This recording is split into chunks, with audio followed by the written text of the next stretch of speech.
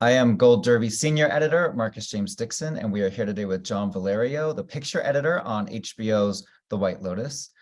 John, we are all huge awards nerds at Gold Derby, so I would love to start off by talking about your Emmy win last year for Best Single Camera Picture Editing for Season 1. What do you remember most about that night? Just the shock. Honestly, I never thought I would win. And the proof of that is that I was not wearing a tux. I remember like when my wife we were talking like, no, you're never going to win. We're not getting a tux. You're just gonna, so I just wore a suit that I had. And yeah, I was just like completely shocked. It was, yeah, very surreal. I honestly, I was super nervous. It was all blur. I don't even remember what I was saying when I was up, accepting the award. I was horrified that I had forgotten to thank my editing partner from Heather Persons. It was a crazy night. And where do you keep your trophy? It's up on the there's a little sort of shelf in near where my office is, just up there. Yeah. Well, the first season of The White Lotus, that was set in Hawaii. Season 2 was set in Sicily. And I'm curious, as the editor, do you get to go to these locations, or do you have to just kind of, work remotely? No, I got to go to Sicily. I was there for about a month and a half, almost 2 months. And I was there working, I was going around shooting a lot of the second unit stuff, all the sort of beauty shots you see, the transitions, things like that. Mike would sort of like, what's your wish list? What would you want to shoot? What would you want to have between scenes to connect things? And so, yeah, I just kind of was there and got to hang out, spend the time on set and go around and shoot things. And I was doing that in the day and cutting in the evening. So yeah, it was fabulous to be there at that San Domenico Palace, which is, amazing. And you worked with creator Mike White on his original show, Enlightened. Is that how you guys first met and how you became attached to this new project? Yeah. Yes, that was the first time I met Mike, and that's from Enlightened. We had a great relationship. Mike enjoyed working with me. Also, Mike's producing partner, Dave Bernad, was a big champion of mine. And in the years following, Dave would always reach out about my availability, and I was, unfortunately, I was always busy. But the timing of White Lotus season 1 worked out, where I was finally able to reunite with them. And one of my favorite parts about the show is how it's frequently playing with genres. It can be a comedy 1 minute, drama the next, a mystery, murder mystery the next. Like season 2 begins with a body being found in the water, and then moments later we have all these lighthearted scenes with Valentina welcoming the guests. As an editor, how do you balance all of these different tones? Oh, very carefully. It's I wish that I could break it down in this sort of and articulate it, but honestly, it's just, I don't know, it's just this feeling, intuition. You just sort of try to balance it. And I would say at the fundamental core as a foundation and a rule is, regardless of all of that, do I believe it? I would say that that's what it comes down to. So what I'm seeing, do I believe it? Whether it's funny or it's dramatic or crazy, is it done in a way that we believe it? And I think that's kind of what I lean on as far as pulling it off. Did you, as the episodes were airing, did you kind of feel like season 2 was bigger in terms of the audience response, in terms of people creating memes? And I was talking to Cristobal, the composer, yesterday, and I told him I was walking down the street and someone had a shirt that said, "These gays are trying to murder me." I mean, this season was just huge. Yeah, yeah, yeah. We did get a sense of that. We could feel it.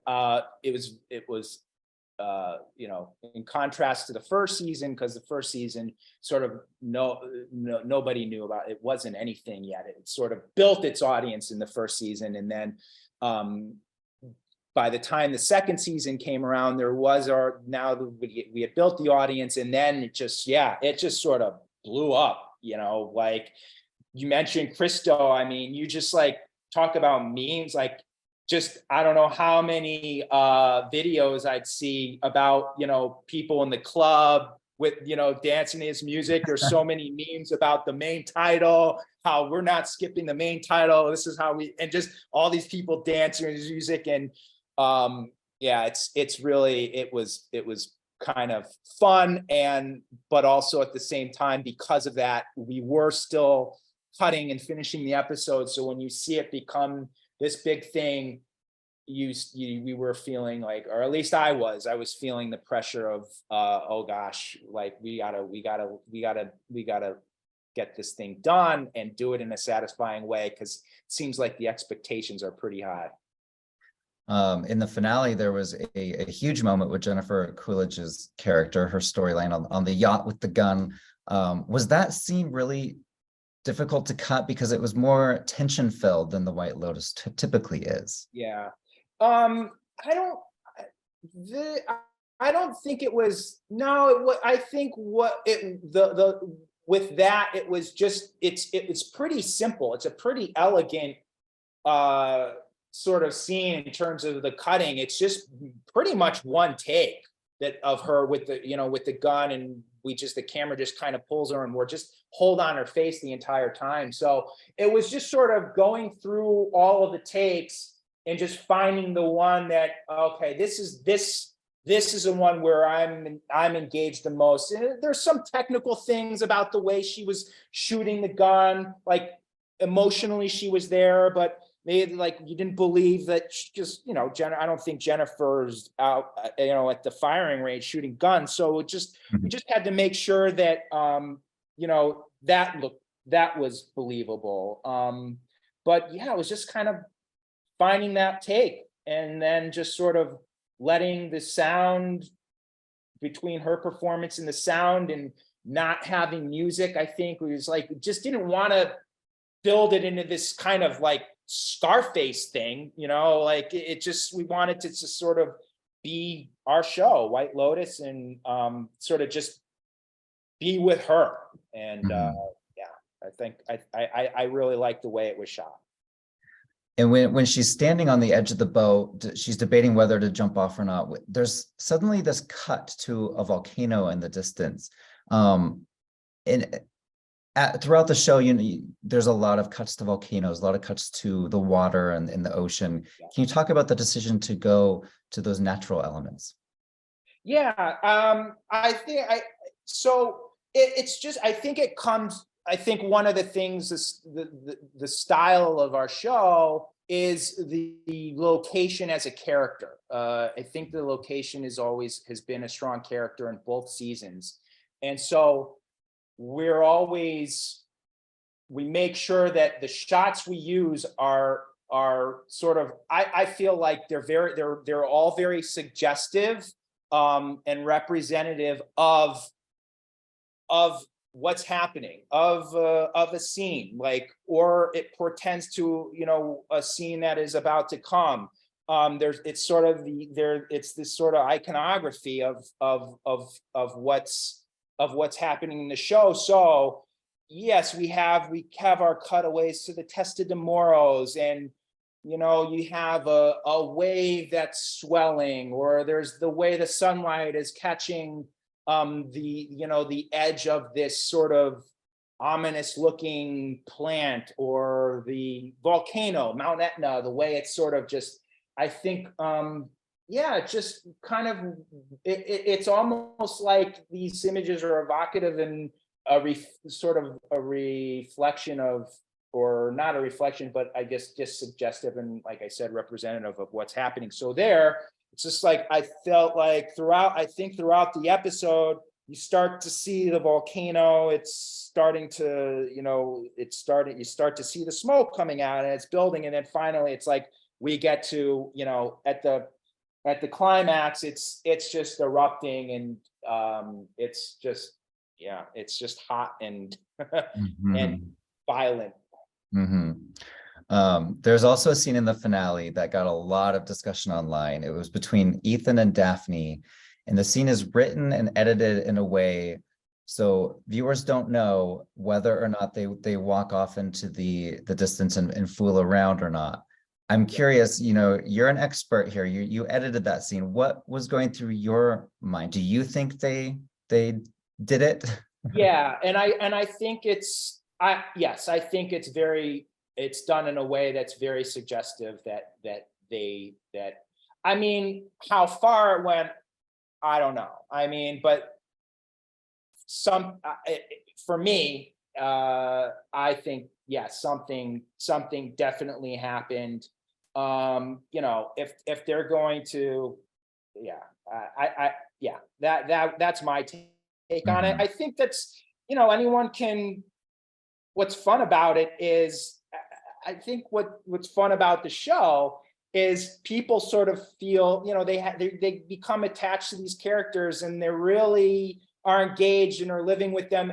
And I almost feel like they kind of build their own relationship with these characters, And so I think that what's fun about that is whatever relationship as a viewer you in your mind is creating, it's up to you. How far did they go? I in my mind, yes, they definitely hooked up. So Yeah, I got the same feeling. Do you recall there being any major scenes or moments that were filmed that didn't make the final cut for whatever reason? I mean, for example, I'd love to know how many shots of Tanya are there underwater that we didn't get to see, anything like that.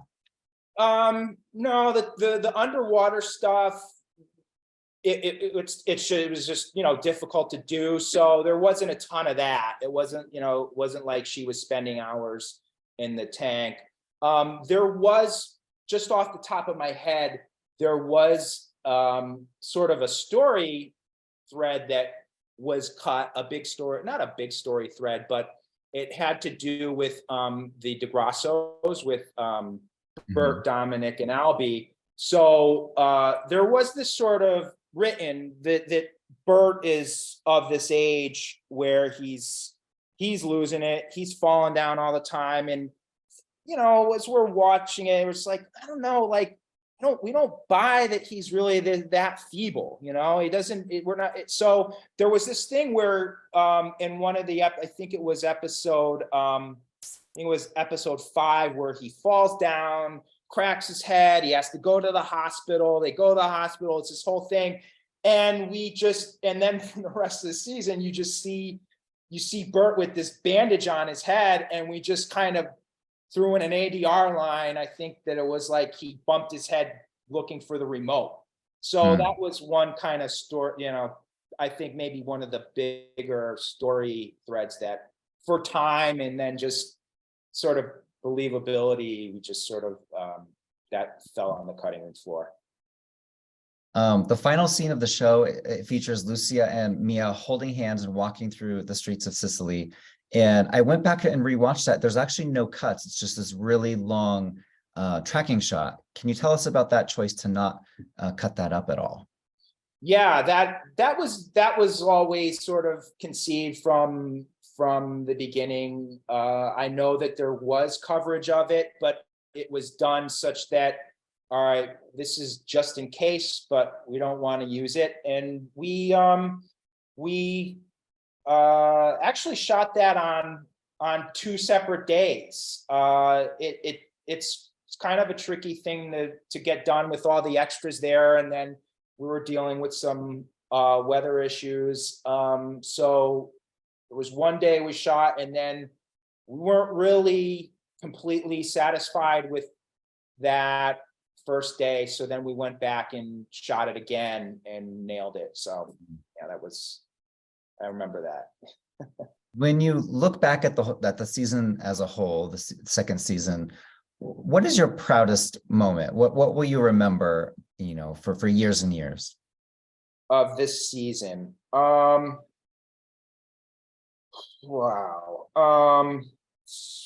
Gosh. I would say the way just how how we were able to complete the scope of the show in such a short time, and then live up to and then exceed the expectations of a bar that was set very high. I think that's one of the things I'm just so proud of, that you come a lot of shows in their sophomore season often don't live up to what the first season does. Like, you have that first season and then the second one, but we had a bar that was set high, and we had such a short amount of time to do it, and we did it. I think depending on who you speak to, but I think most people feel like, and certainly the people I speak to are just so impressed and have enjoyed the second season, and just pulling that off is, reaching that bar that was set so high in season one, I think is what I'm very proud of. Well, thank you so much for chatting with us today. I guess my final question is, season 3 is going to be in Thailand. Are you coming back? And do you have any dream cast members you would love to see pop up? Oh, it looks like I'm coming back. As far as dream cast members, gosh, I don't know. I mean, I think, I think that doesn't matter. I think that what's so great about so far is that, it's not a show that just is big on it really relies on the writing and the characters. And, I think some of the big favorites have come out of actors that, we certainly weren't like Murray from season 1. He's just like amazingly talented, and sort of just now everyone's recognizing how talented he is, right? But like, I think things like that, it's just I think the writing and characters, I think it doesn't really matter who's in it. I'm actually more excited to see who these characters are that Mike is thinking up right now. Well, best of luck at the Emmys, John. Maybe you're gonna get a second Emmy this year, so you can have bookend trophies. I don't know. I think it's a tough. We're in a different category. That's, I think, very challenging category. So I'm confident in our show. I'm not sure. I just know there's such amazing dramatic editing out there. It's going to be much stiffer competition this time around.